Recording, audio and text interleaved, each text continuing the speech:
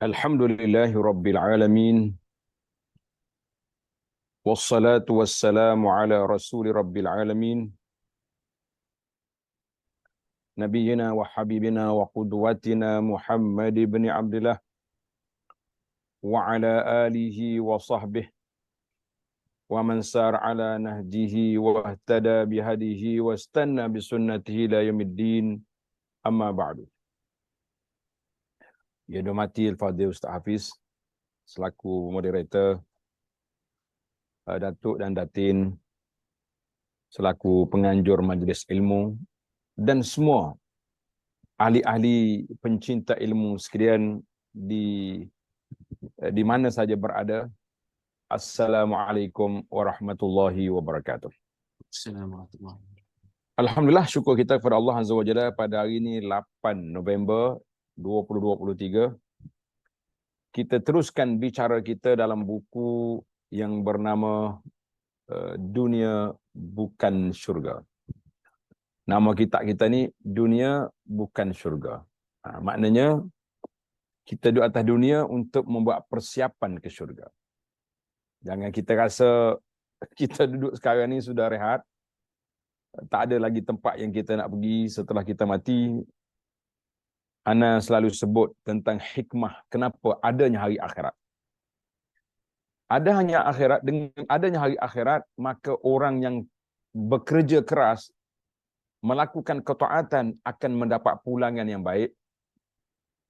Orang yang zalim akan menerima padahnya, dan orang yang dizalimi tidak terunaya.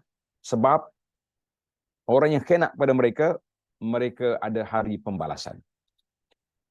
Maka kerana ini, para jemaah sekalian, hikmat besar kita didatangkan ke dunia ini untuk mencari bekalan yang banyak supaya kita dapat meraih ganjaran yang dijanjikan oleh Allah Azza wa Jalla pada kita di akhirat nanti, dengan ganjaran limpahan kurniaan Allah Azza wa Jalla semata-mata, bukan dengan sebab amalan yang kita buat itu dibayar, tetapi amalan menjadi nilaian untuk diperlihatkan siapa yang akur, siapa yang taat, dan siapa yang tidak taat.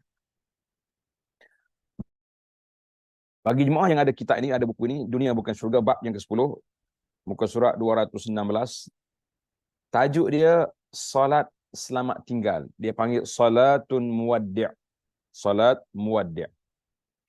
Jarang kau orang dengar nama tajuk macam ni. Biasa orang dengar solat sunat, solat tasbih, solat hajat, solat witir. Ini apa pula ni? Solat muwaddi' ni. Bukan satu solat yang asing lah untuk para jemaah sekalian. Dia satu solat biasa ni lah. Cuma bagaimana penghayatan solat itu dikira muwaddi', maknanya solat yang terakhir. Solat selamat tinggal. Kita ni bila nak selamat tinggal, banyaklah program yang kita buat. Banyaklah perancangan yang kita sediakan. Banyak pula bekalan yang kita nak bawa sebab ini terakhir. Maka maksud dianya perbincangan solatul muwaddi' ini fokus dia kepada khusyuk dan penyempurnaan solat. Khusyuk dan menyempurnakan solat. Kita semua sudah mengetahui bahawa solat adalah satu ibadah yang terbesar di sisi Allah Azza wa Jalla, rukun Islam yang kedua selepas daripada tauhid, kepercayaan kita, keyakinan kita tentang Allah dan Rasulullah sallallahu alaihi wasallam, maka datangnya solat. Ia merupakan suatu kewajipan ke atas manusia sebagai makhluk kepada Allah yang sebagai pencipta. Setelah mengucap dua kalimah syahadah, solat adalah rukun yang wajib ditunaikan. Perintah mendirikan solat telah pun bermula sejak berlakunya satu peristiwa besar dalam Islam yang dilalui oleh Rasulullah sallallahu alaihi wasallam, iaitulah peristiwa Al-Isra wal Mi'raj. Isra ke Baitul Maqdis, Mi'raj ke Sidratul Muntaha. Mi'raj ke Sidratul Muntaha. Solat akan menjadi lebih sempurna apabila adanya khusyuk dalam diri hamba Allah yang bersolat. Khusyuk dalam solat adalah ialah tunduk dan merendah diri dengan menumpukan fikiran semata-mata kepada Allah, disertai pergerakan badan yang tenang dalam melakukan ibadat solat. Khusyuk menjadi syarat sama ada saat seseorang itu akan diterima, sama ada solat seorang itu akan diterima ataupun tidak. Jika khusyuk tidak wujud dalam diri seorang yang menunaikan solat, maka ruang kosong itu pasti terisi dengan sifat lalai. Ya dua ya. Sama ada kita khusyuk atau kita lalai daripada solat. Orang yang lalai tidak akan merasai keagungan Allah sekalipun lidahnya mengucapkan kalimah-kalimah yang mengandungi segala puji-pujian terhadap Allah Azza wa Jalla, tapi tidak dari sudut penghayatan. Nah, penghayatan tak ada, yang adanya apa dia zahir melakukan ibadat tersebut. Istilah yang sering kali kita dengar, ada orang cakap, ada orang kata, kenapa orang itu solat tapi tetap melakukan maksiat? Ini cabaran besar. Nah, kenapa orang itu laku solat? Orang solat, ahli masjid dia, tapi ini maksiat dia buat juga. Kenapa orang itu solat tapi masih dikelilingi dengan pelbagai masalah? Ya, dia tu kuatlah solat, tapi kesianlah, banyak problem hidup dia tu. Ini kata-kata orang, cara dia bercakap macam nak menyalahkan solat, seolah-olah solat itu tidak berfungsi, solat itu tak ada faedah. Gaya dia bercakap. Tapi dia tak katalah, sebab kalau dia kata, dia tidak Islam. Kalau dia kata solat tak ada faedah, maka orang itu bukan Islam lagi. Solat yang khusyuk menjadikan seorang sentiasa ingat jati diri sebagai seorang hamba Allah.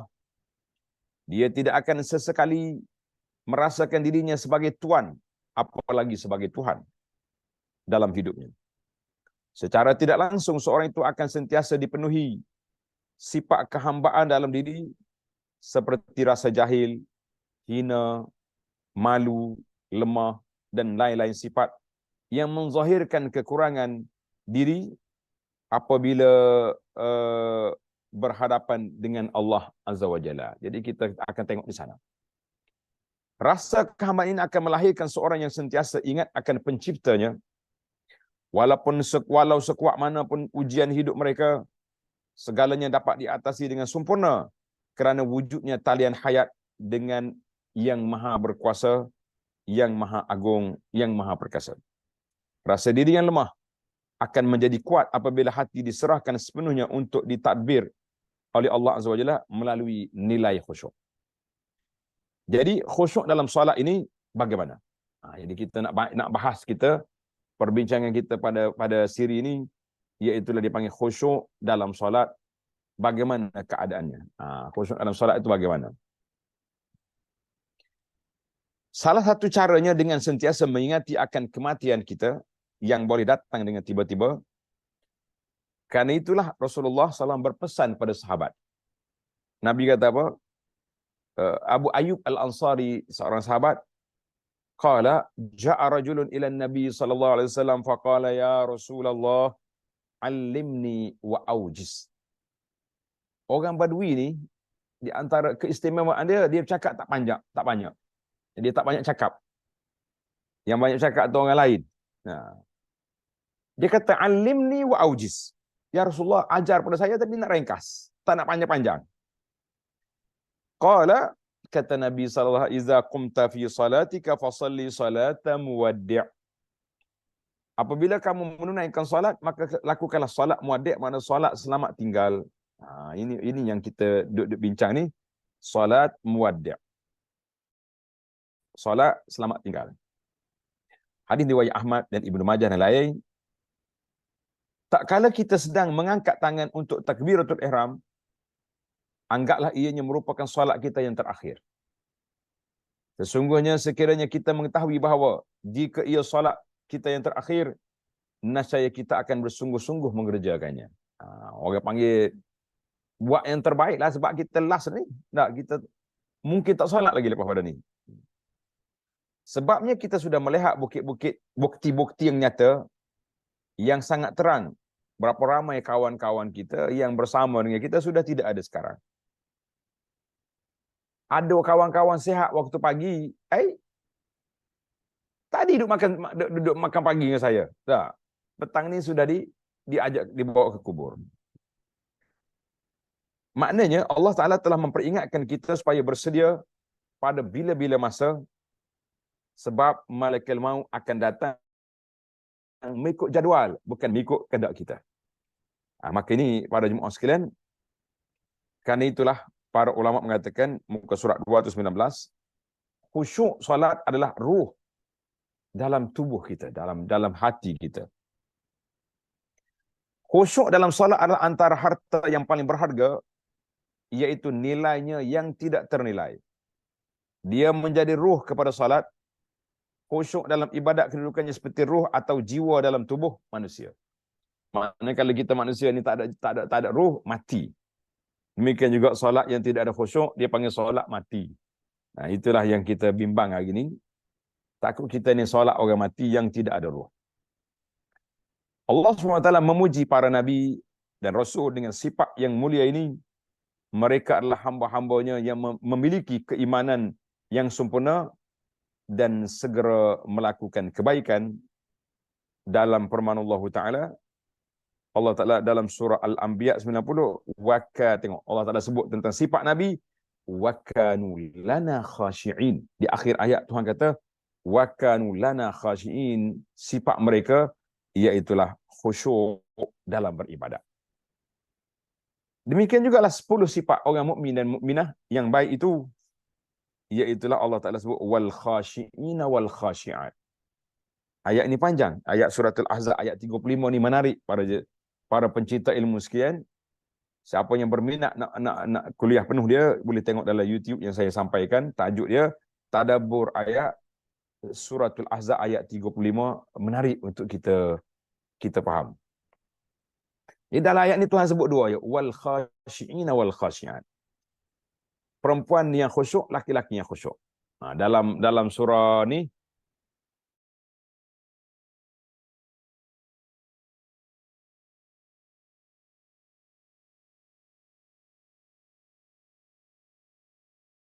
Ta'ala letak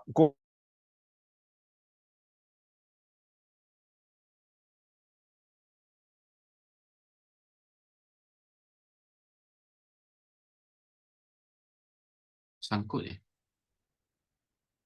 yang kita tak berani nak baca. Sebab kalau tengok kepada zahir makna dia macam tak sesuai dengan doa. Apa dia doa ni? Allah ma'ahyini miskinan wa amitni miskinan wahsyuni fi zumratil masakin yaumal qiyamah. Ya Allah, hidup aku sebagai seorang miskin, mati miskin, berkumpul di akhirat esok dengan orang miskin. Payahlah macam ni kita nak baca, kita nak kaya. Tak, kita nak apa ni, nak cari harta banyak-banyak. Kenapa pula suruh miskin? Ini di antara benda pelik yang berlaku. Kenapa nak suruh miskin? Maka para jemaah sekalian, miskin di sini bukan dengan makna miskin papa kedana. Miskin di sini dengan makna tawaduk. Tunduk dan khusyuk kepada Allah Azza wa Jalla. Maknanya, ya Allah, hidup aku sebagai orang yang khusyuk, orang yang tawaduk, orang yang miskin, al-faqir ilallah. Kita biasa dengar kan, ulama-ulama kita dia bergelar bangsakan diri dia al-faqir ilallah. Kami ni orang berhajat kepada Allah Ta'ala. Itu sebenarnya doa tu. Bacalah doa ni. Niat terjemahan dia, Allah ma'ahyini miskinan. Ya Allah, hidup aku dalam keadaan tawaduk, dalam keadaan khusyuk, dalam keadaan miskin kepada rahmat Allah Ta'ala. Jangan niat miskin papa kedana. Nanti kita kaya-kaya pergi minta sedekah pula. Nanya, tak ada orang pun nak jadi macam tu. Maksud dia miskin di sini ai tawadu'an. Hidup sebagai seorang yang tawaduk, mati kita dalam keadaan tawaduk, dan kita dibangkit di akhirat esok bersama dengan golongan mutawadhi'in al-khashi'in. Allahumma ja'alna minhum ya Rabb. Allahumma ja'alna minhum ya Rabb. Ya Allah, jadikan kami dan kita semua ahli-ahli pencinta ilmu termasuk di kalangan orang yang khusyuk, orang yang miskin, berhajat kepada rahmat Allah Azza wa Jalla. Maka dalam sudut bahasa, apa makna khusyuk? Tengok tu, muka surat 221. Definisi dari sudut bahasa, apa makna khusyuk? Khusyuk dengan makna diam atau tenang. Khasha'atil aswat. Tenang, senyap, sunyi, tak ada suara. Itu dipanggil khusyuk. Dan juga dengan makna tazallul. Tazallul, merendah diri. Sifat mulia ini bersumberkan dari dalam hati yang kemudian pengaruhnya terpancar pada anggota badan. Manakala hati itu tenang, anggota pun tenang. Syekh Ibn Rajab rahimahullah ta'ala telah menyifatkan asal sifat khusyuk adalah kelembutan, ketenangan, ketundukan dan kerendahan diri dalam hati manusia kepada Allah Azza wa Jalla.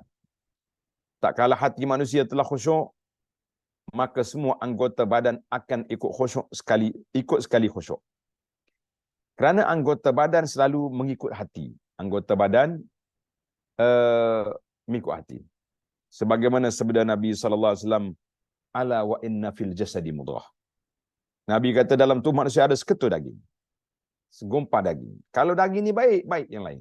Ala wahyal qalbu, iaitulah qalbu hati nurani kita. Allahu Akbar. Hadis Bukhari Muslim. Syekh Ibn Qayyim rahimahullah ta'ala mengatakan, para ulama sepakat mengatakan bahawa khusyuk tempatnya dalam hati dan buahnya, tandanya, asar, kesan dia terlihat pada anggota. Jadi buah data ni, sumber adalah hati, terlihat pada anggota. Baik para jemaah sekalian, saya tadi duk kira nak bagi dua tajuk ni. Sebab tajuk khusyuk, tapi kita menjadi amalan kita dah, kita akan habiskan tajuk ni. Dan kita boleh tengoklah dia punya poin-poin utama tu akan disebut di sini. Cuma para pencinta ilmu boleh bacalah. Ana akan ambil tajuk dah. Kemudian kita pergi kepada tajuk yang kedua, yang ketiga. Sebab dia tak ada apa, cuma lebih kepada motivasi. Kalau kita boleh talaki, boleh kita baca sendiri pun, insya-Allah kita dapat maklumat tersebut. Baik, kita berpindah pada tajuk manfaat khusyuk dalam solat. Apakah manfaat khusyuk dalam solat? Jadi tengok, seiring dengan kesibukan duniawi, sibuk kita sana sini, pergi ke sana, pergi hulu ke hilir kata orang, khusyuk dalam solat telah menjadi sesuatu yang amat sukar untuk dicapai. Sedangkan solat adalah kunci bagi seluruh ibadah. Apabila baik ibadat solat, maka yang lain juga turut baik, insya-Allah. Dalam hadis Nabi SAW mengatakan, awwalu ma yuhasabu bihil abdu yaumal qiyamah as-salah. Awal-awal akan dikira, akan dihitung, akan dihisap pada hari kiamat esok, solat. Kalau solatnya baik, lulus markahnya tinggi, maka yang lain-lain itu insya-Allah akan baik, turut baik. Maka dengan sebab itu khusyuk dalam solat begitu penting, kerana semakin khusyuk solatnya seorang mukmin, maka semakin bermakna dan semakin berkualiti solat tersebut, dan semakin banyak manfaat yang boleh dirasakan dari solatnya itu. Kita kata insya-Allah. Baik, antara manfaat yang pertama, tulis para jemaah, manfaat yang pertama, khusyuk sebagai penghapus dosa. Dengan kekhusyukan akan diampuni segala dosa dan kesalahan, dan dituliskan solat ditimbangkan kebaikan, sebagaimana hadis daripada Sayyidina Utsman bin Affan radhiyallahu anhu, ma min imri'in muslimin tahduruhu salatun maktubatun fayuhsinu wudu'aha wa khusyu'aha wa ruku'aha illa kanat kaffaratan lima qablaha minaz zunub ma lam yu'ti kabiratan wa dhalika ad-dahr kullahu. Maknanya mana-mana orang yang masuk sampai waktu solat, dia ambil wuduk dengan sempurna, kemudian dia khusyuk, ni tajuknya, dia solat dengan khusyuk, maka menjadi kafarah, penghapus dosa kepada dosa-dosa dia yang lepas. Jadi kafarah pada dosa kita. Dia solat dengan khusyuk, dapatlah tawaran yang disediakan ini. Hadis dalam Muslim. Para jemaah boleh tengok lagi hadis yang kedua pun sama juga. Dia yang sebut tentang khusyuk. Manfaat yang kedua, pahala yang akan diperolehi oleh seorang yang melaksanakan solat itu adalah diukur dengan tingkat kekhusyukannya. Sebagaimana hadis, innar rajula la yansarifu wa ma kutiba lahu illa usyru salati. Ada orang sudah solat, dia boleh markah, dia punya degree, darjat solat dia 1/10 ya dapat. Ada yang 1/9, 9/10, tusuk ni 1/9, 1 sumun 1/8. Ada yang lebih, ada yang kurang. Dia tengok pada apa? Dia tengok kepada kekhusyukan dia. Hadis riwayat Abu Daud. Kita duduk solat sama-sama dalam sebuah masjid, dalam sebuah surau, satu saf, di belakang seorang imam, tapi darjat dia berbeza-beza. Ada orang yang dapat 10/10. Ada yang kurang. Tengok kepada khusyuk dia. Makin banyak dia khusyuk, insya-Allah makin tinggi dia punya darjat. Sebab itulah penting sangat bab khusyuk ni. Allahumma ja'alna minal khashiin. Ya Allah, jadikan kami ni orang-orang yang khusyuk. Solat yang khusyuk akan membawa kita pada tujuan utama solat, itulah untuk zikrullah, untuk mengingati Allah Azza wa Jalla. Dirikanlah solat semata-mata tujuan untuk ingat kepada aku. Jadi Allah kata tujuan solat untuk apa? Untuk ingat kepada Allah Azza wa Jalla. Dan solat juga untuk mendapat kedamaian. Alladzina amanu wa tatma'innu qulub bi dzikrillah, alla bi dzikrillah tatma'innul qulub. Maknanya orang yang berzikir betul-betul dalam solat dia, maka hati dia tenang. Manakala solat seorang yang dalam keadaan lalai, sesungguhnya tidak mempunyai sebarang nilai kebaikan di sisi Allah Azza wa Jalla. Mungkin dari sudut fiqhnya lulus, lepaslah dia punya fardu sebab dia ada solat. Tapi dari macam kita exam, dia tulis lulus. Berapa lulus? C tolak contohnya. Tinggi sangat tu C tolak. Kita nak A campur, dia dapat C tolak. Mana lulus? Artinya dalam sudut fiqh, orang yang solat cukup rukunnya, cukup syaratnya, lepaslah dia daripada tanggungjawab solat. Orang tak kata dia ni orang tak solat. Tapi berbeza dari sudut darjat. Faedah yang ketiga, solat akan menjadi penghibur hati yang berduka. Allahu Akbar. Solat yang dikerjakan dengan khusyuk dan akan mampu menjadi penyejuk hati seorang bila tiba waktu solat. Dia akan mendapatkan ketenangan hati di dalamnya sehingga tidak ada sesuatu yang paling dirindukan kecuali solat. Pernah Nabi kita bersabda kepada Bilal, "Arihna biha ya Bilal." Nabi tengah berjalan, Nabi beritahu kepada Bilal, "Arihna biha ya Bilal, wahai Bilal, kumandangkan azan ataupun iqamah untuk solat, istirahatkan kita, tenangkan hati kita dengan solat." Ini orang yang khusyuk. Kita pula nak marah pula kan. Allahu Akbar. Banyak lagi kerja dah azan. Jadi macam mana tu? Baru dia letak kepala nak tidur, dah azan. Orang yang khusyuk, hati dia, azan menjadi waktu yang paling gembira dengan khusyuk ini. Demikianlah keadaan orang yang khusyuk dalam solatnya. Ketika melaksanakan ibadat solat, maka hidupnya menjadi tenang, terhibur, dan berasa sedang beristirahat dari pelbagai kepenatan dunia. Ana waktu duduk dengan Arab, menguruskan jemaah haji Malaysia yang termahal, waktu kita belajar lah. Jadi diceritakan bahawa staf-staf Arab ni, bila masuk waktu solat, semuanya letak dia punya handphone, dia letak dia punya tu, siap berwuduk. Nak gimana? Masjid. Kita kata banyak lagi kerja ni. Dia kata kerja tak akan habis selagi nyawa di kandung badan. Tapi kita dengan Allah Ta'ala, kita tunjuk bagaimana kita dengan Allah. Kita kata, bagus pokok Arab ni, kita motivasi dia tinggi pokok dia. Alhamdulillah.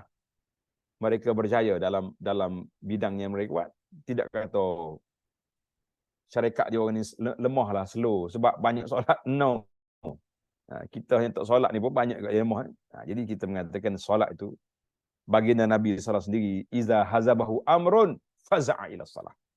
Apabila ada isu besar, Nabi terus mendirikan solat. Jadi solat itu penenang hati bagi orang yang kesibukan. Yang keempat, memperolehi ketenangan jiwa.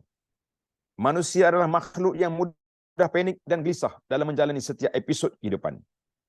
Ditimpa kesusahan disebabkan oleh kesempitan ekonomi atau dugaan yang tiada henti datang, maka dia akan sentiasa resah dan gelisah. Ketika sentiasa diberi kemudahan dan kelapangan rezeki, tiba-tiba dia diuji, maka ketika itulah dia cemas, dan waktu itulah orang-orang yang beriman kepada Allah Ta'ala akan solat, bukan hanya mencari imam untuk solat bagi dia sendiri itu solat. Tengok Allah Ta'ala kata apa dalam surah Al-Ma'arij ayat 19 hingga 22, innal insan khuliqa halu'a. Sesungguhnya manusia diciptakan bersifat keluh kesah, lagi bakhil. Idza masyahu syarru jazua. Bila dia ditimpa kesusahan, mereka akan resah, stres, depression. Wa idza massahul khaira manu'. Bila dia dapat rezeki banyak, dia tak sedekah pula, dia bakhil pula. Illal musallin, kecuali orang salat. Orang salat yang sifat dia tidak macam ni. Jadi mudah-mudahan kita, Allah Ta'ala jadikan kita termasuk orang yang salat, yang sentiasa tenang menghadapi sebarang kemungkinan ujian. Faedah yang kelima, mencegah daripada perbuatan keji dan mungkar. Saat orang khusyuk dalam solat, bila kita solat dan kita khusyuk, kenapa pula orang ni tak akan buat maksiat? Dalam solat orang tak buat maksiat. Solat yang khusyuk adalah solat yang berkualiti, yang akan memberikan pengaruh yang kuat dalam mencegah seorang daripada perbuatan keji dan mungkar. Jadi Allah Ta'ala sebut dalam surah Al-Ankabut tadi, ayat 45, inna salata tanha 'anil fahsya'i wal munkar. Sesungguhnya salat itu akan mencegah manusia daripada benda fahsya'. Fahsya' ni benda keji, benda buruk. Mungkar, benda maksiat yang lain. Biasa fahsya' ni dia kaitkan dengan maksiat, seks. Itu dia panggil fahsya'.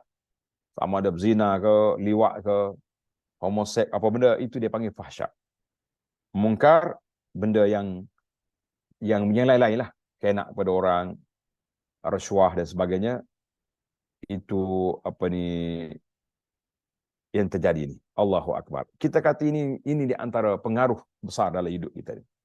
Wa aqimis salata li zikri. Perbuatan dosa adalah perbuatan yang terjadi atas hasutan syaitan. Hasutan itu terkadang begitu halus sehingga tidak disedari oleh manusia.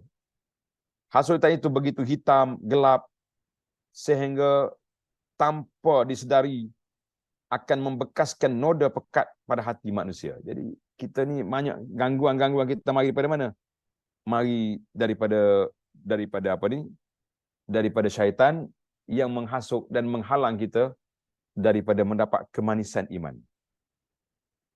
Allahul musta'an. Kita kata Allah Ta'ala lah yang membantu kita untuk mendapat khusyuk dalam solat ini. Yang keenam, faedah yang keenam, dalam diri mereka yang khusyuk ketika melaksanakan solat akan melekat sifat sabar. Melekat sifat sabar. Ketika kedua sifat khusyuk dan kesabaran melekat, makna sebati berkat dalam diri manusia, maka hidupnya akan menjadi mudah. Semua persoalan yang datang akan dapat diatasi. Sebagaimana firman Allah Ta'ala, wasta'inu bis sabri was salah wa innaha lakabiratun illa 'alal khashi'in. Allah kata, jadikanlah sabar dan salat itu sebagai penolong kamu untuk menghadapi apa saja kemungkinan, apa saja ujian, dan sungguhnya demikian itu sangat berat kecuali orang-orang yang khusyuk. Jadi kita menghadapi ujian, kita rasa berat, kita kepenatan, tetapi dengan kita khusyuk dalam solat, Allah Ta'ala jadikan sebagai penawar ataupun alat untuk kita mendapat ketenangan.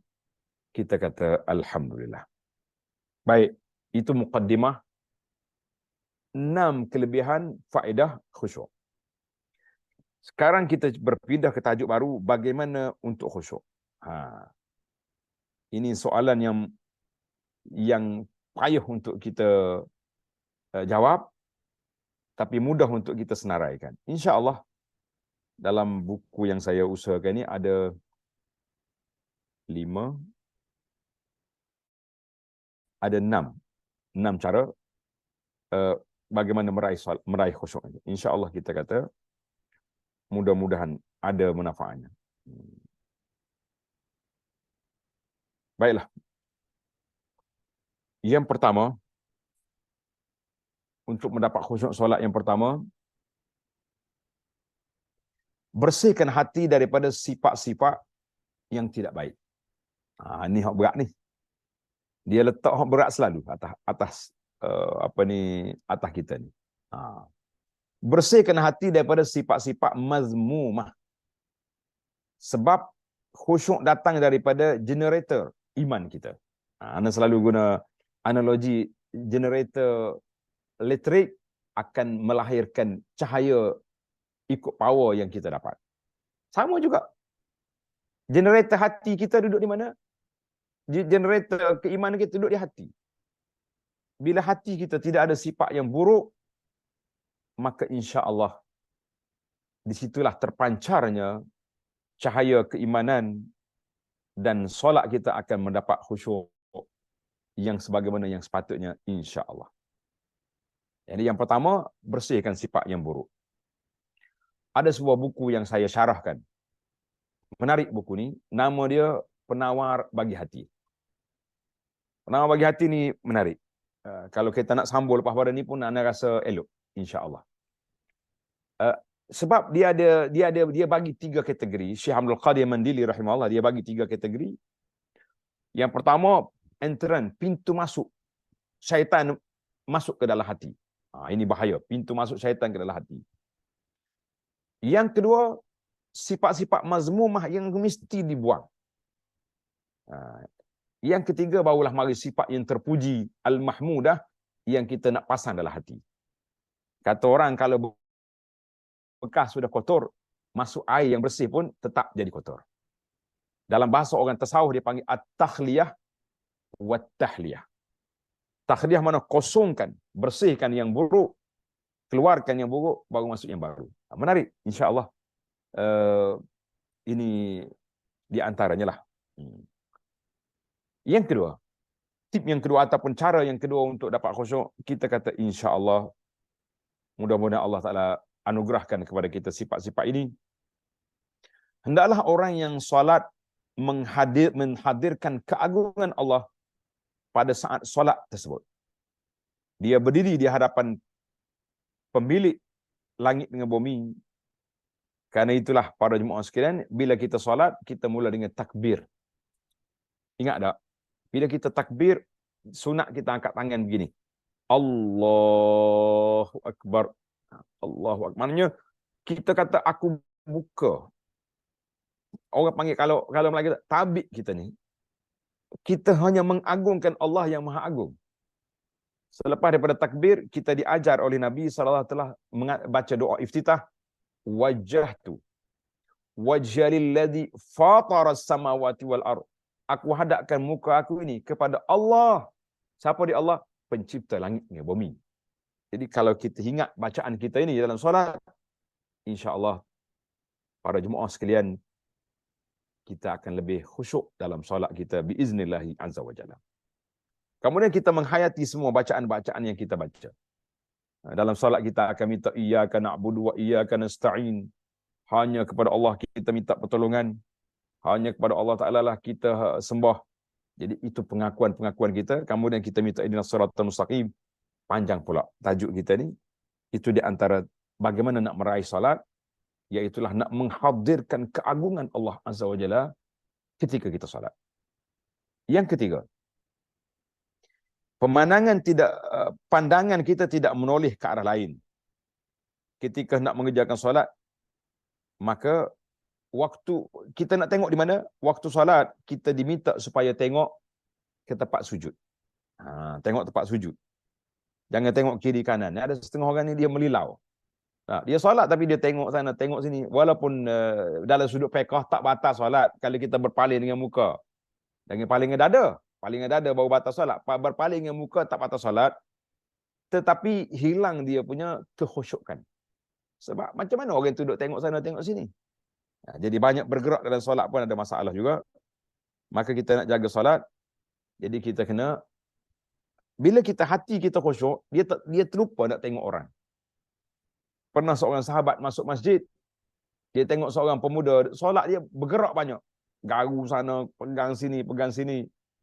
Maka kata sahabat ini, saya lupa nama sahabat, mungkin Ustaz Apif boleh tengok. Dia kata, lau khasha'a qalbu hadza la khasha'at jawahirihi. Kalaulah hati pemuda ni khusyuk, anggota dia terus khusyuk. Jadi kita boleh tengoklah, kita sendiri pun nak tahu. Nak lepas-lepas solat buka CCTV. Buka CCTV tengok kita solat. Banyak berapa peratus kita bergerak. Di situ kita boleh scan tengok, oh, waktu kita duduk. Yalah, dia kata lau khasha'a qalbu hadza la khasha'a jawarihu. Kalaulah hati si orang solat ni khusyuk, anggota dia turut khusyuk. Jadi bila dia banyak bergerak, maknanya anggota hati dia tidak khusyuk. Allahu akbar. Kecuali darurat. Kita tengah solat, mari nyamuk ketik bergatal, pasal kena menggaruk, itu lain. Ini tak ada apa-apa ni, pegang sana, pegang sini. Tok cakap lah, setengah orang itu warak atau pegang egar dia, kita kata Tok arak, dalam Melayu pun sama juga. Nah, baiklah. Yang ketiga, yang keempat, mentadabbur Al-Quran yang dibacanya ketika solat. Ini salah satu daripada cara kita nak meraih khusyuk. Kita tadabbur Al-Quran. Kita cuba cari ayat lazim yang kita selalu baca dalam solat. Kita hafal dan kita hayati.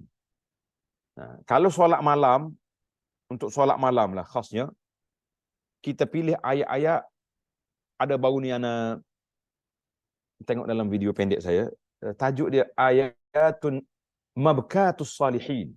Mabkatus salihin, dia panggil ayat menjadi tangisan orang-orang soleh. Ayat-ayat yang menjadi tangisan orang soleh. Kadang-kadang satu ayat je dia baca malam tu, dia tahajud dengan satu ayat ni, dia ulang, dia menangis sampai ke pagi.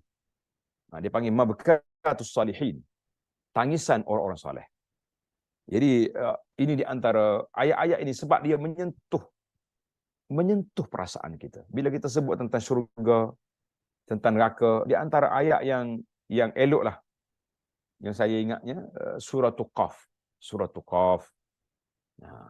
Suratul Qaf, Allah Ta'ala sebut, aku ni dekat je dengan kamu. Jadi kita boleh ambil ayat-ayat ni. Kalau kita tak mampu nak hafal pun, mungkin kita boleh buka skrin ataupun tulis dekat tempat kita solat tu, kita tengok kepada ayat tu, dengan kita tadabbur makna dia, insya-Allah akan datang khusyuk ketika itu biiznillahi azza wa jalla.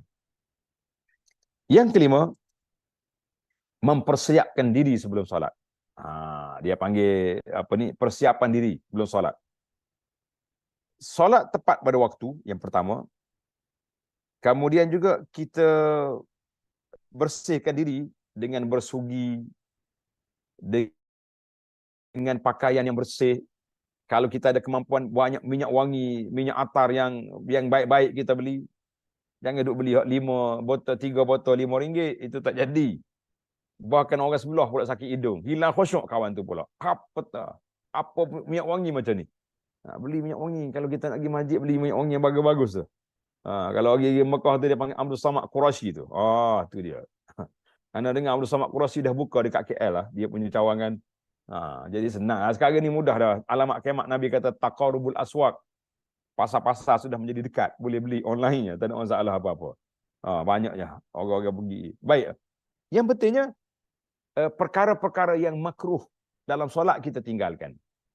Semalam anda mengajar kitab Al-Mu'inul Mubin. Saya senaraikan dalam kitab semalam 24 perkara makruh dalam solat yang menghilangkan khusyuk. 24 perkara. Tengok dalam kitab ni contohnya, jangan solat ketika nak buang air. Sudah dulu. Kita kadang-kadang solat dulu lah, nanti pergi tandas lepas ni leceh lah. Nak seluar jadi kotor macam-macam. Kita tak tahu. Kalau kita boleh tahan, orang panggil sikit-sikit je okey lah. Tapi kalau kuat rasa, hilang khusyuk kita. Tengah duk solat, duk fikir, imam ni baca panjang ke pendek ni? Akhir sekali marah ke imam pula. Kebetulan malam tu dia baca panjang, kita nak pergi tadas. Jadi ini masalah. Lagi jangan makan, jangan solat ketika makanan kita lapar, makanan dekat depan kita. Jangan. Letak jauh-jauh. Banyak lagi lah. Jangan ada gangguan tempat solat. Sekarang ni anda tengok sebahagian daripada gangguan tempat solat ni, skrin TV masjid tu. Kenapa dia letak skrin di arah kiblat? Seeloknya skrin letak kiri atau kanan. Elok lagi letak di belakang. Barulah letak kaca. Dia tengah solat, air lak keluar dari dalam skrin tu. Oh, esok ustaz ni ngajar. Kadang-kadang gambar ustazah pun keluar juga. Kita duduk solat tengok ustazah pula. Tengok ustazah tak boleh ke? Ustazah wanita juga. Jadi tak boleh lah. Jadi hilang khusyuk. Apalagi kalau contohnya kalau waktu ada kuliah kan, lambat sikit kita iqamat. Maka skrin tu dia tak ada dah, dia tulis waktu solat tu, dia padam dah. Dia akan keluar cerita iklan, dia keluar macam-macam filem pun ada. Maka ini juga gangguan. Tapi apa boleh buat? Semua AJK masjid telah bersetuju, telah berijma' bahawa skrin mesti digantung di depan saf. Maka itulah di antara gangguan yang berlaku. Oh, tak apa ustaz, kami tutup. Off. Kalau tutup tak apa, ini tak tutup masalahnya. Masalahnya tak tutup. Masya Allah. Itu di antara perkara-perkara yang terjadi. Kemudian yang keenam, tip yang keenam iaitulah lakukan solat dengan penuh ketenangan dan tidak tergopoh-gapoh. Di antara cara untuk mendapatkan khusyuk dalam solat adalah dengan melakukan penuh ketenangan. Perbuatan gopoh-gapah, kelang kabut dengan cara yang melakukannya dengan laju, tidak ada tumakninah, maka dia tidak ada khusyuk. Jadi di antara gangguan-gangguan lagi lah yang saya perhatikan, setengah ibu bapa dia bawa anak ke masjid. Kita setuju tuan-tuan dan puan-puan bawa anak ke masjid, tapi kawal lah. Ni waktu solat tu macam duduk di taman permainan. Bising. Lepas solat assalamualaikum, sunyi, tak ada apa, lari dari orang. Kita kata ini juga satu kes yang tidak baik. AJK bertanggungjawab, ibu bapa yang bawa anak juga mesti bertanggungjawab. Kita tidak mengganggu orang. Jangan. Baiklah, 6 tip yang ringkas, banyak lagi lah. Tapi kata orang itu yang ringkasnya. Sekarang kita berpindah kepada bahaya solat yang tidak sempurna.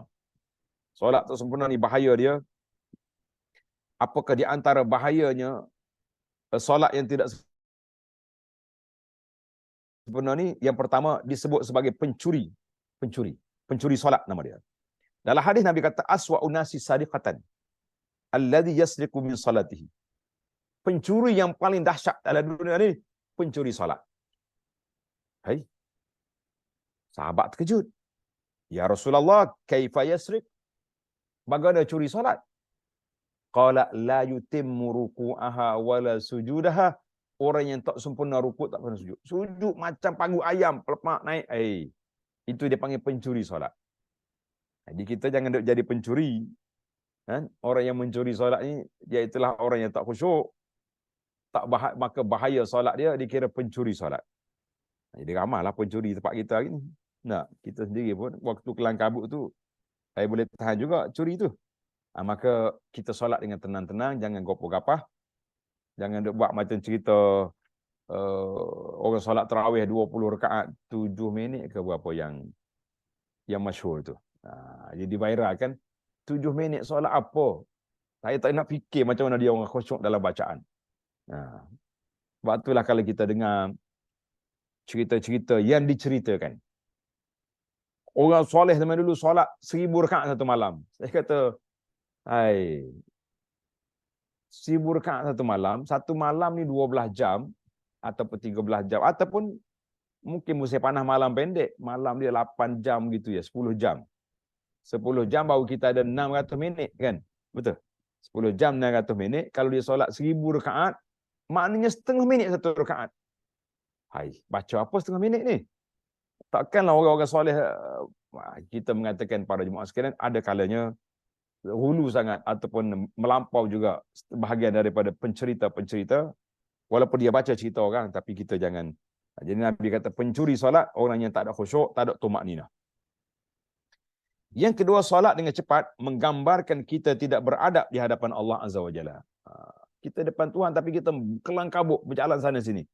Jadi itu di antara yang tidak baik.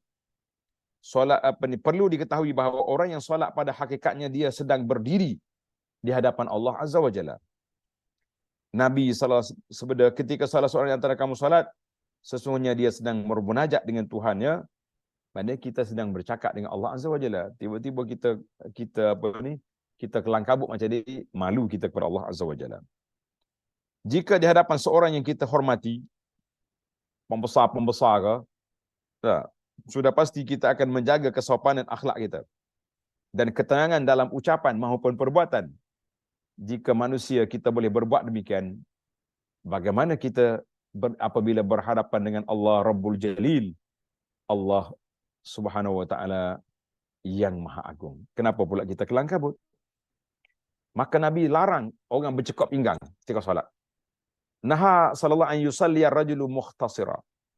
Nabi kata larang solat cekap pinggang. Ini orang action. Orang sombong ni. Orang kata orang gedeber ni main cekap pinggang macam ni.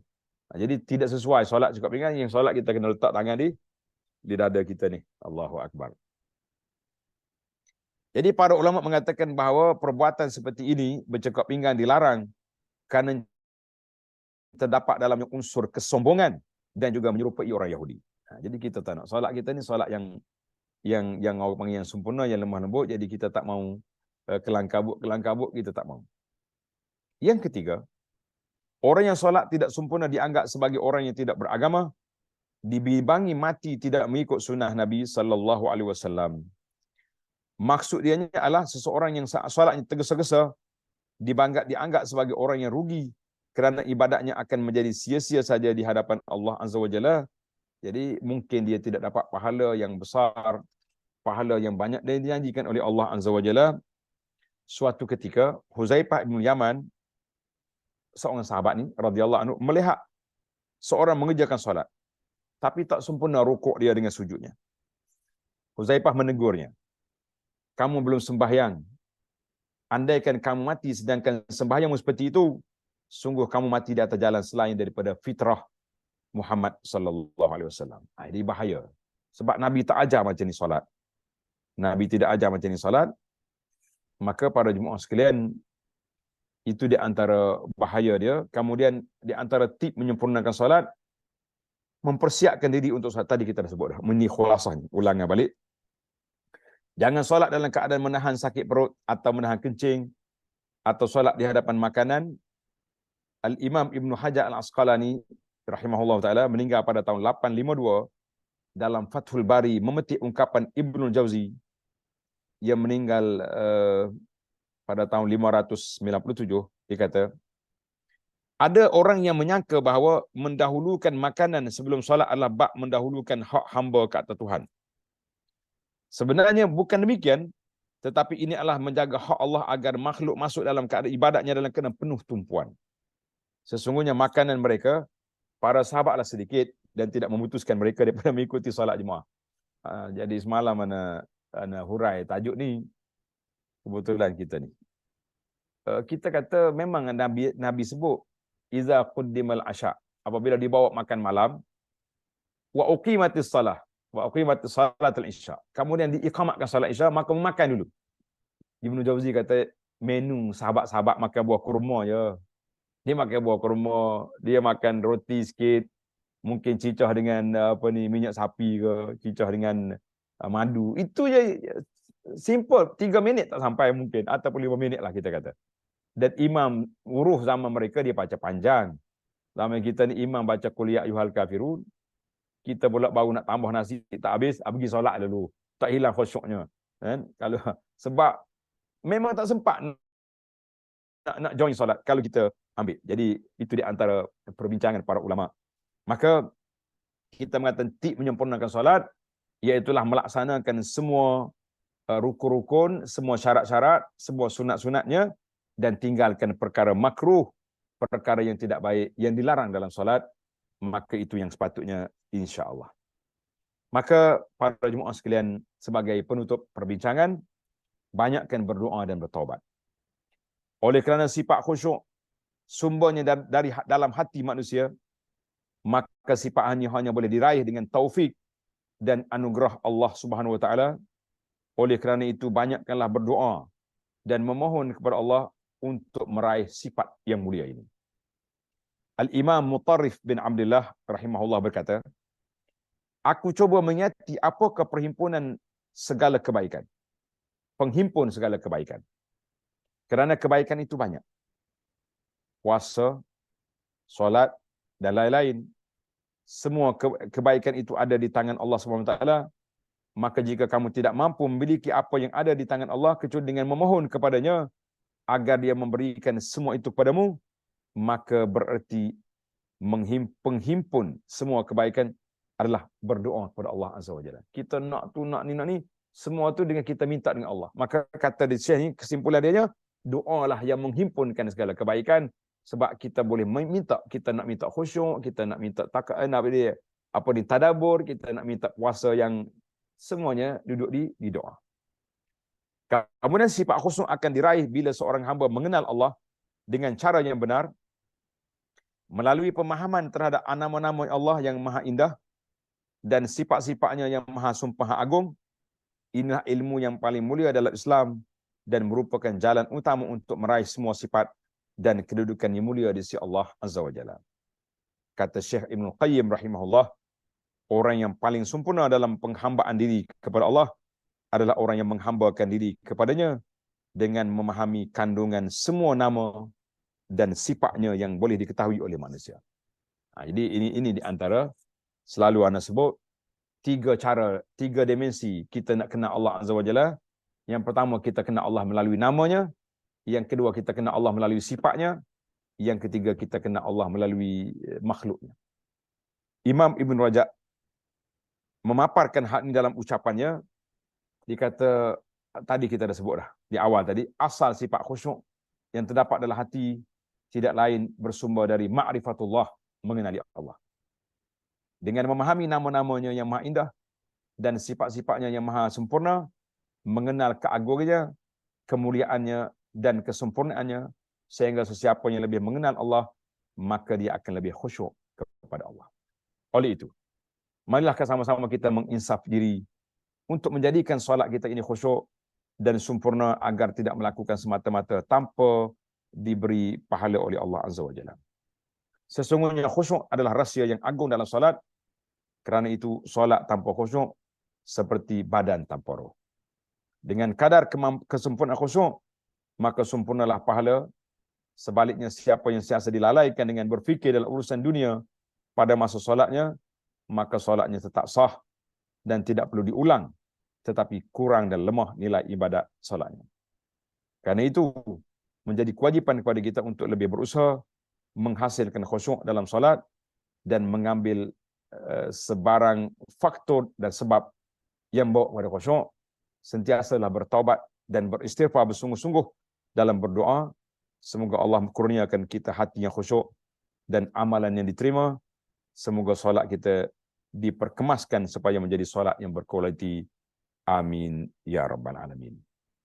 Baik, tamatlah situ. InsyaAllah CD yang akan datang kita akan khatamkan dengan satu tajuk yang menarik, iaitu husnuzan billahi azza wa jalla. Assalamualaikum. Waalaikumsalam warahmatullahi wabarakatuh. Jazakallahu khairan kathiran Al-Fadil Datuk Dr. Abdul Basit Al-Rahman hafizahullah ta'ala di atas kupasan dan perkongsian daripada bab yang ke-10. Mudah-mudahan Allah Ta'ala memberikan keberkatan kepada semua yang mendengarkan, dan Allah Ta'ala tambahkan ilmu kepada penceramah kita dan berkati seluruh kehidupannya insyaAllah. Ustaz, ada beberapa soalan. Yang pertama, berkenaan dengan hadis Nabi SAW, wa inna fil jasadi mudghah idza salat jasad kullu wa idza fasada jasad kullu ala wahyal qalb. Bukankah terjemahan yang lebih tepat untuk qalbu itu ialah jantung, berbanding diterjemahkan dengan hati? Betul. Dia sebenarnya masyarakat kita terjemahan orang panggil, kalau kita hak tepatlah al-qalbu tu jantung. Kalau tengok bahasa Arab pun qalb dia panggil macam IJN tu. Dia IJN tu dia panggil markazul qalb al-watani. Dia tak kata, sebab kalau hati yang gambar loh tu nama dia kabid. Kabid itu mana hati. Tetapi dah jadi satu orang panggil bahasa kita dah. Hati baik, semua baik. Dia tak kata jantung. Tapi ana jumpa dalam kitab Syekh Abdul Qadir Mandiri, dalam kitab Penawar Bagi Hati, dia terjemah dengan jantung, dia tak terjemah dengan hati. Boleh katakan kitab lain semua, tapi tajuk dia Penawar Bagi Hati. Dia tak kata penawar bagi jantung, tapi waktu terjemah hadis ni dia kata dia terjemah dengan jantung. Kita kata Syekh Abdul Qadir lebih peka dalam isu terjemahan kepada apa ni, ini antara keadaannya. Allahu a'lam. Terima kasihlah di atas keperhatian dari sudut bahasa. Nah. Soalan seterusnya, Datuk. Assalamualaikum Ustaz. Dalam Al-Quran menjelaskan tentang cara mencukupkan puasa. Bagaimana untuk qadakan puasa bagi orang yang meninggalkannya? Atau adakah qada dicampur dengan fidyah? Mohon penjelasan dan kupasan. Masalah puasa. Jadi begini, dia kalau kita ada kemampuan, kita wajib kena qada puasa yang kita tinggalkan. Sama ada uzur syar'i ataupun uzur kasli dia panggil, uzur malas. Cuma dalam fatwa para sahabat, mereka yang berfatwa bahawa, beberapa orang sahabat yang berfatwa, dia kata kalau tertangguh, kita kena tambah satu lagi, dia panggil fidyah. Fidyah. Setahun, satu cupak. Satu hari satu cupak. Tambahan. Cuma dalam mazhab Syafi'i, bukan sakat fidyah, berganda lagi pula. Contohnya awak tinggal 10 tahun dulu, maka awak kena qada, kemudian kena bayar 10 cupak setiap hari. Jadi itu perbahasan panjang lah. Jadi para jemaah yang tinggal ni, yang tinggal puasa, dia oleh kerana berlalu tahun yang tahun lain, maka dia kena qada dan juga dia kena bayar fidyah. Fidyah itu perlu gandaan Ustaz kalau sekiranya dia tak mampu. Kalau gandaan mengikut mazhab Syafi'i kena ganda, tapi ana lebih selesa dengan pandangan Imamul Mawardi. Mawardi ni mazhab Syafi'i. Tapi dia sepakat dengan mazhab Hambali yang mengatakan tidak berganda.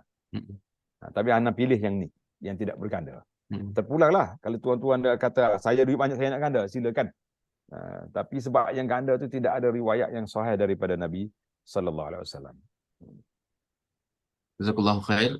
Soalan seterusnya Ustaz, khusyuk dalam solat menjadikan seorang itu menangis kadang-kadang dalam solat, seperti ayat yang Ustaz sebutkan, ayat mubkiyat Al-Quran. Yang dalam kelas sahabat ada yang menangis. Adakah tangisan itu ataupun kadang-kadang terkeluar suara yang bukan daripada bacaan Al-Quran? Dia macam kita tengok kan, Masjid Haram lah contohnya. Kadang-kadang imam sendiri pun tersedu dia punya. Dia kata para ulama mengatakan kalau lahir daripada lubuk hati yang bukan kita buat-buat, itu tidak batal solat. Tapi kalau kita buat-buat je menangis, nak suruh orang sebelah kita tengok kita ni kuat menangis, kuat alak, itu batal. Sebab dia panggil infial, itu bahasa Arab. Infial maknanya orang panggil tindak balas diri kita. Bila kita kena ayat ni, memang kita akan terasa. Jadi yang itu tidak batal. Kalau tidak, satu Masjid Haram itu batal. Yang dibuat-buat itu menyebabkan batal Ustaz? Ya, buat tak boleh. Baik. Alhamdulillah, terima kasih banyak kepada penceramah kita, Al-Fadhil Datuk Dr. Abdul Basit Abdul Rahman Hafizahullah Ta'ala, dan terima kasih juga kepada semua rakan-rakan usrah yang mengikuti usrah kita sehingga akhirnya. Mudah-mudahan kita akan dipertemukan semula pada pertemuan yang akan datang. Yang untuk akan datang Ustaz, ada satu lagi bab, dan selepas pada itu nanti insya-Allah kita akan cuba bincangkan apakah tajuk buku yang ataupun tajuk buku yang sesuai untuk kita teruskan usrah kita insya-Allah. Terima kasih banyak Ustaz. Kita tangguhkan usrah kita dengan membacakan, mendoakan untuk rakyat Palestin yang sedang dianiaya di bumi Palestin Ustaz. Bismillahirrahmanirrahim. Alhamdulillah. Allahumma salli ala Muhammad wa ala ali Muhammad wa ala alihi wa sahbihi ajma'in. Allahumma inna nas'aluka bi asma'ikal husna wa sifatikal ula wa bi kulli ismin huwa sammayta bi nafsak aw anzaltahu fi kitabik aw 'allamtahu ahadan min khalqik aw ista'sarta bi fi ilmi al-ghaib an tansura ikhwanal muslimin al-mustad'afina fi Gaza, fi Palestin wa fi Gaza wa fi Syam wa fi kulli makan ya rabbal alamin ya arhamar rahimin. Amin. Ya Allah ya Tuhan kami mohon juga dengan nama-Mu yang maha indah, dengan sifat-Mu yang maha tinggi, supaya Engkau kembalikan hati kami khusyuk dalam salat, tunduk akur kepada segala perintah-Mu, mengikut sunnah Nabi sallallahu alaihi wasallam ya arhamar rahimin. Allahumma raddana wa ahlina ila dinika raddan jamilan Ya Allah, kembalikan kami dan keluarga kami dan orang-orang yang kami sayangi ke jalan Engkau redai, raddan jamilan, sebagai satu kembali yang cukup menarik ya Rabbal Alamin, ya Arhamar Rahimin. Serta bantulah kami untuk mendapat khusyuk dalam solat, menjaga solat, menjaga akhlak dan menjaga perkara-perkara yang diperintahkan oleh Allah, yang disyariatkan oleh Nabi sallallahu alaihi wasallam. Maka pada saat ini sahabat-sahabat kami yang berada di bumi Palestin, di Gaza, sedang diunayai, sedang dibunuh, sedang diancam dan sedang dilakukan dengan begitu jahat oleh puak-puak Sahyuni, Zionis, Yahudi dan kuncu-kuncunya. Allahumma alaika bihim fa innahum la yu'jizunak. Ya Allah, tunjukkanlah kuasa-Mu ke atas mereka, ke atas puak Yahudi dan kuncu-kuncunya, kerana mereka tidak mampu untuk melawan kuasa-Mu ya Allah. Allahumma arina fihim ajaibatu qudratik. Allahumma alaihim fa innahum, Allahumma alaika bihim fa innahum la yu'jizunak. Allahumma ya munzilal kitab wa ya mujriyas sahab wa ya hazimal ahzab ihzimil yahudal ghasibin wa man syai'ahum. Allahumma ahzimil yahudil ghasibin wa man syai'ahum. Allahumma baddid syamlahum wa zalzil aqdamahum wa shattit kalimatahum wa arsil alaihim kalban min kilabika ya qahar ya jabbar ya muntaqim ya zal jalali wal ikram. Ya Allah, berilah pertolongan segera kepada sahabat-sahabat kami di bumi Palestin, di bumi Gaza. Hentikanlah peperangan ini. Ambillah tindakan ke atas Yahudi yang jahat dan kuncu-kuncu mereka. Ya Qawi, Ya Matin, Ya Jabbar, Ya Muntaqim, Ya Zalal Ikram. Rabbana la tuzigh qulubana ba'da idh hadaitana wa hab lana min ladunka rahmah innaka antal wahhab. Rabbana atina fid dunya hasanah wa fil akhirati hasanah wa qina azabannar. Wa sallallahu ala nabiyyina Muhammad wa ala alihi wa sahbihi ajma'in walhamdulillahi rabbil alamin.